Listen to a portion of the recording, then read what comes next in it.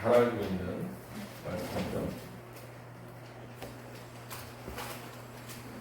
한 목소리 듣겠습니다.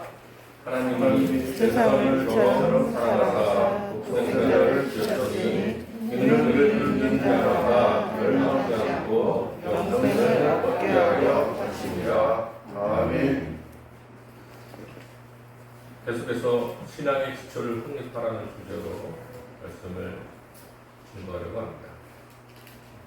우리는 다 구원받은 사람들이죠. 구원이란 뭐예요? 예수님을 믿고 그의 자녀, 하나님의 자녀가 된 것입니다. 따라서 더 이상 죄인이 아니에요. 죄에 얽매여 사탄의 종노릇하지 않게 된 것입니다. 하나님께서 우리들의 삶의 주인이시고 모든 것을 주관하시는 전능하신 하나님이십니다. 우리가 하나님의 자녀가 되었기에 하나님께서 우리들의 기도에 귀 기울이세요. 자그마한 신음소리에도 외면하지 않으시고 은혜의 얼굴을 비춰주십니다. 믿지 않는 자에게 주시는 은혜가 아니라 하나님의 자녀된 구원받은 우리에게 주시는 은혜인 거죠. 때로는 고난이 있어요. 역경이 있습니다. 시험과 환난이 있어요. 그러나 구원받은 우리는 그런 환난과 시험을 통해 더 크게 성장하고 성숙해져요. 더 큰 은혜의 그릇들이 되어가는 겁니다. 그래서 고난이 고난으로 여기지 않고 연단으로 여기는 것이죠. 가게 흐르는 저주라는 책이 그런 이야기가 한동안 기독교계를 흔들어놨죠. 언젠가도 말씀드렸지만 가게 흐르는 저주는 믿지 않는 자들에게만 해당되는 이야기예요. 예수를 믿는 그 순간 그를 통해 그 집안에 흐르는 가게 저주가 끊어진 거죠. 왜냐하면 믿는 그 순간 우리는 축복의 통로가 되고 은혜의 통로가 되고 능력의 통로가 되기 때문이에요. 탈북자들이 동양을 건너 중국으로 또 중국에서 바로 동남아시아로 도망다니면서 얼마나 두려웠는지 증언하는 얘기를 들어보면 정말 눈물이 나죠. 그런데 그런 탈북민들이 한국에 정착해서 여권을 받는 순간 얼마나 기쁜 줄 모르겠어요. 그래서 중국을 가든 동남아 어디를 가든 한국 여권만 있으면 다 대접을 받아요. 우리에게 어떤 여건이 있어요? 하늘의 시민권이 있어요. 하나님께서 보지 마시고 책임지시고 어떤 형편과 처지 가운데도 함께 하시겠다는 하늘의 여건이 있고, 그러니 우리가 세상에서 두려워할 일이 없다는 거예요. 또 믿는 자들은 공동체 안에 죄에 몸된 공동체 안에 한 지체가 되어져 가자. 그래서 내가 연약하면 누군가의 도움을 받게 됐어요. 중보기도라는 게 뭐예요? 우리를 위한 기도잖아요. 새벽마다 기도하는 주의 종들이 있고 또 여러분들이 힘들고 어려울 때 영적으로 서로 교제하며 도움도 주고 아름다운 교제를 만들어가며 서로가 건강해지잖아요. 그러니 마음의 평안함을 누리게 되고 걱정 근심보다 기도하며 응답받는 정말 삶의 재미가 풍성해지는 거죠. 그러나 현실은 또 그렇지 않다. 걱정 근심이 생길 때가 있어요. 사업과 가정에 불화가 생길 때가 있어요. 일이 잘 안 되는 거예요. 도대체 도대체 왜 그럴까? 뭐가 문제일까? 지난 시간에도 말씀드렸지만 오늘 다시 한번 강조하는 것은 이게 딱 맞는 예화는 아니지만 그래도 이해에 도움이 되는 부분이 분명히 있어요. 어느 왕이 왕궁 밖을 거닐다가 여자 노예를 만나요. 근데 그 여자 노예에게 사랑하는 마음이 생겨서 그를 아내로, 왕비로 받아들여요. 여자 노예는 정말 외국에서 팔려와서 보라볼 고생을 다 하는 거예요. 언제나 생명의 위협을 느끼고 잠도 먹을 것도 늘 모자라고 피곤하고 힘들고 그러다가 왕비가 됐으니까 한순간에 바뀌어요. 아무도 자기에게 이래라 저래라 얘기하지 않아요. 왕 외에는 아무도 그를 힘들게 하는 것입니다. 도리어 먹는 것부터 시작해서 그가 또 하는 모든 일 가운데 정말 기쁨과 은혜가 있는 거예요.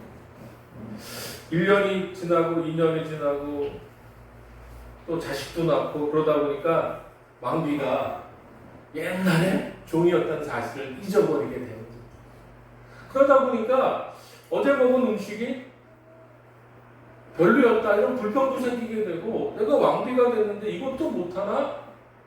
이런 원망하는 마음도 생기게 되는 거예요.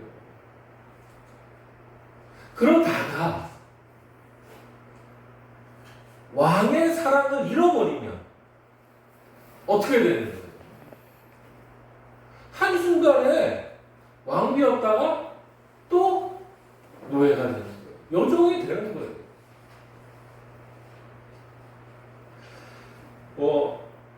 책도 그렇고 인터넷도 그렇고 여러 가지 사연들 보면 그런 사연들이 있잖아요. 유목자예요. 남편이 일찍 천국 가고 어렵게 자식을 키웠는데 그 자식이 잘 컸어요. 그래서 세상에서 내놓으라 하는 위치에 오르게 된 건데 그 아들이 너무 바쁘게 힘들게 그러면서 살다 보니까 어머니를 잊어버리게 된 거예요. 또 부잣집 아내랑 결혼하다 보니까 처갓집에 매이게 되는 것도 있고 애들을 유학도 보내고 강남에서 키우다 보니까 사실 명절날 어머니 찾아가는 일이 쉬운 일이 아니게 된 거죠. 그리고 시골에도 평생 농사짓고 행사나 힘들게 살았던 어머니가 집에 찾아오는 것이 며느리 입장에서 불편한 거죠. 그러다 보니까 서로 불편해지고 힘들어지게 되고 이런 사연들은 우리가 흔히 잘 알게 되는 거죠. 그러나 지금 당장 내가 누리고 있는 포사든 뭐든 간에 그것의 출발점이 뭔지 잊어버리면 거기에 노예가 되는 거예요. 그러다 또 이렇게 생각해봐요. 그리고 의사였다고 쳐요. 근데 크게 병원을 하다 보니까 어려운 일이 생기게 된 거죠. 근데 막상 누구한테 도움을 아무도 얻을 수 없었어요. 어머니가 시골에서 조그만 땅을 가지고 그냥 농사짓고 있는데 그쪽이 개발이 되면서 엄청나게 땅값이 오르게 된 거죠. 근데 그때 가서야 어머니한테 찾아가서 죄송하다고. 물론 자식에 대한 사랑이 크니 어머니가 또 그 땅을 팔아서 자식을 준다고 해요. 그러나 우리가 이런 일을 보면서 뿌리를 모르고 살아가는 사람들, 근본을 모르고 살아가는 사람들, 눈앞에 보이는 것 때문에 정작 잊지 말아야 될 걸 잊고 살아가는 사람들이 어리석은 모습들이 우리가 깨달아지잖아요. 여러분 분명히 우리는 구원받은 사람들이고 하늘의 시민권을 가지고 있어요. 하나님께서 우리들과 늘 동행하시면서 능력과 힘을 주셔요. 그런데도 불구하고 우리가 세상 가운데서 넉넉하게 이기는 삶을 살지 못하는 이유가 뭔지 아세요? 하나님과 관계를 자꾸 잊어버리기 때문에 그러는 거예요. 내게 복 주시는 분이 누군지 자꾸 잊어버리는 거예요. 내게 능력 주시는 분이 누군지 자꾸 잊어버리는 거예요. 잊어버리는 게 다른 게 아니에요. 예배드리는 것보다 세상 어떤 일이 더 중요하게 여겨지기 시작합니다. 하루를 돌아보면서 친구들 만나서 어울리고 일주일을 돌아다니면서 여기저기 여행은 다녔지만 정작 주님의 말씀에 귀 기울인 적이 없고 주님과 동행한 적이 없고 주님을 잊고 살았다면 그렇다는 거예요. 우리는 구원받은 사람이기 때문에 구원받은 사람으로서 뭘 잊지 말아야 된다고요? 하나님과의 나와의 관계를 잊지 말아야 된다.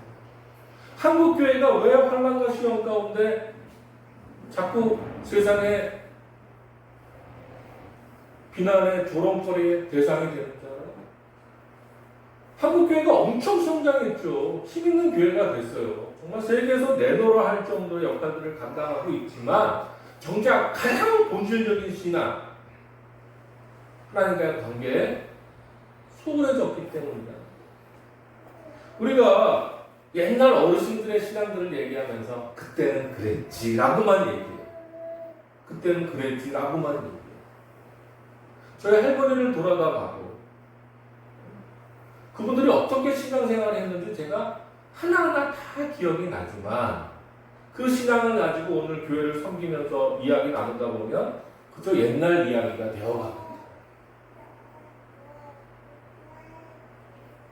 여러분, 우리 권사님들 중에 그런 권사님들이 계셔야 돼요. 우리 성도님들 중에 옛날에 그런 성도님들이 계셔야 돼요.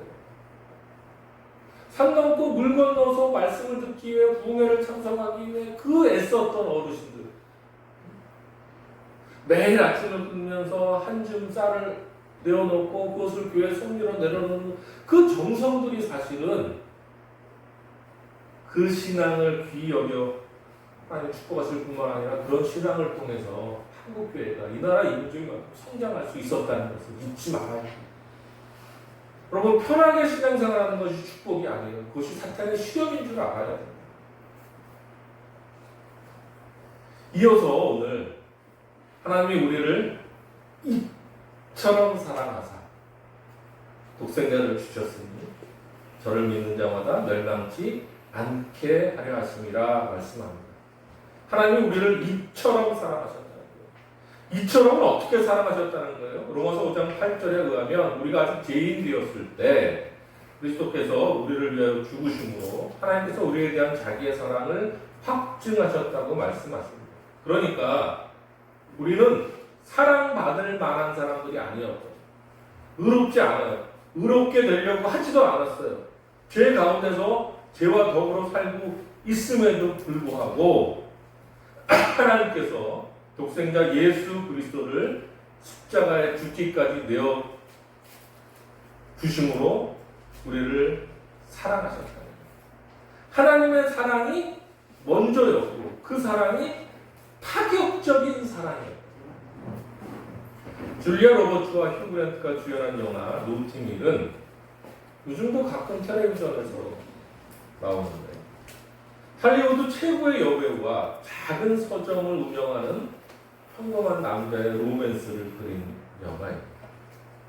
줄리아 로버츠가 주연하는 그 여배우는 정말 세계적인 인기와 명성, 엄청난 부와 재력을 가진 사람이죠. 그에 비해서 서점을 운영하는 휴 그랜트는 정말 속된 말로 별 볼 일 없는 남자. 네. 그런데 그 여배우가 그 서점의 주인을 사랑하니까 그 남자에게 찾아가서 그렇게 얘기합니다. 잊지 말아요. 난 그저 한 남자 앞에 서서 사랑을 구하는 여자일 뿐이라는 거죠. 무슨 말이에요? 사랑하는 사람이 약자라는 거예요. 그래서 사랑하는 사람이 손해를 감수하고도 기쁘게 사랑하고요. 그 사랑이 외면당해도 포기하지 않고 끝까지 사랑하고 또 사랑한다는 거예요. 하나님의 사랑이 그렇다는 거예요. 하나님이 이처럼 우리를 사랑한다고 하실 때 그 사랑은 죄인인 우리를 먼저 사랑했고 더 많이 사랑하고 더 나중까지 사랑한다. 우리가 그런 사랑을 받는 사람. 그러나 하나님이 이처럼 우리를 사랑하셨는데도 그 사랑이 거절당할 때가 있었어요. 요한복음 1장 10절에서 12절을 보면 그가 세상에 계셨으며 세상은 그로 말미암아 지은 바 되었으되 세상이 그를 알지 못하였고 자기 땅에 오매 자기 백성이 영접하지 아니하였으니 영접하는 자 곧 그 이름을 믿는 자들에게는 하나님의 자녀가 되는 권세를 주셨으니 말씀하십니다. 이처럼 사랑하시는 하나님의 사랑이 거절당하신 적이 있죠. 심지어 우리를 향한 그 사랑 때문에 십자가에 못 박혀 죽기까지 하셨어요. 그런데도 그 사랑을 포기하지 않으셨어요. 우리가 그런 사랑을 받은 사람들입니다. 그런데 이처럼 우리를 사랑하시는 하나님께서는 그런 사랑을 베풀어 주시면서도 우리에게 제발 그 사랑을 조금이라도 알아달라고 얘기하지 않으세요. 내가 이 정도 사랑을 했으니 아니 10분의 1, 100분의 1, 만분의 1이라도 보답해야 되는 거 아니냐? 이런 말씀도 하지 않으세요. 하나님이 얘기하시는 건 뭐예요? 이처럼 사랑했으니 그것을 믿으라는 거예요. 믿으라는 거예요. 누가복음 15장에 우리가 잘 아는 탕자의 비유가 나오죠. 어떤 사람의 두 아들이 있었는데 둘째 아들이 아버지 유산을 미리 달라고 그러는 거죠. 아버지가 죽기를 바라는 거예요. 죽은 다음에 받는 예산을 미리 달라는 것은 아버지가 죽기를 바라는 거와 똑같죠. 그렇게 어거지로 재산을 받아가지고 세상에 나갔다가 어떻게 돼요? 방탕하게 돈을 쓰고 재산을 낭비하다가 결국은 돼지치는 사람이 되죠. 먹을 것도 없어갖고 돼지가 먹는 사료를 먹다가 이렇게는 살 수 없다 생각하고 아버지 집으로 돌아갑니다. 그때 아버지가 초라한 몰골을 하고 집으로 돌아오는 아들을 멀리서 보고 불이 나게 달려와 아들을 끌어안고 입을 맞추죠. 아들은 부끄러워서 아버지의 볼낯이 없어서 아들로 다시 인정받는 것도 꿈도 못 꾸고 그저 품꿈으로 써달라고만 요청합니다. 그러나 아버지는 아들을 반갑게 맞이할 뿐만 아니라 좋은 옷을 입고 아들로서의 지위와 권한을 다시 주는 거죠. 잔치를 벌입니다. 어떤 질책도 없고 어떤 조건도 없고 그대로 받아주는 거죠. 이것을 내가 받아들이는 것. 다시 말해서 아버지의 사랑, 아버지가 나를 향한 아무 조건 없는 완전한 사랑을 내가 완전히 받아들이는 것, 그것이 믿음이라는 거예요. 하나님이 나를 사랑하시고 나를 사랑하시기 위해 어떻게 하셨는지를 내가 받아들이는 것. 우리를 이처럼 사랑하시는 주님께서 이런 사랑은 우리에게 믿으라는 거예요. 하나님께서 이처럼 우리를 사랑하셨고 우리는 이런 사랑을 받을 만하지 않지만 이런 사랑을 받았고 받고 있고 또 언제든 받을 것이니 어디서든지 우리가 그런 사랑을 받는 사람들인 것을 잊지 말라는 것입니다. 여러분, 라이언 일병 구하기라는 영화를 보셨죠? 인간적으로 따지면 비효율적이에요. 한 명을 구하기 위해서 여러 명이 죽잖아요. 모든 인간의 생명이 귀하다고 얘기하면 정말 손해보신 말도 안 되는 일이잖아요. 그러나 그 라이언 일병을 구하기 위해서 그렇게 합니다. 하나님께서 우리를 사랑하시고 우리의 사랑을 보여주시기 위해서 그 이상을 하셨어요. 삼위일체 하나님, 성자 예수님 십자가 못 박고 죽기까지 사랑하시고 그 사랑에 대해서 아무것도 요구하지 않고 한 가지 딱 내가 그렇게 사랑한 것을 잊지 말라는 거예요. 잊지 말라는 거예요. 찬송가 90장에 보면 주 예수 내가 알기 전 날 먼저 사랑했네. 그 크신 사랑 나타나 내 영혼 거듭나네. 주 내 마음에 늘 계시고 나 주의 안에 있어 저 포도비유 같으니 참 좋은 나의 친구. 우리가 그런 사랑을 받았고 그런 사랑을 믿기에 하나님이 나의 좋은 친구라는 거죠. 그리고 저가 내 안에, 내가 저 안에 있다. 지금 여러분들의 신앙생활을 돌아다보면서 하루하루를 돌아다보면서 여러분의 삶 가운데 예수님이 어디쯤 있습니까?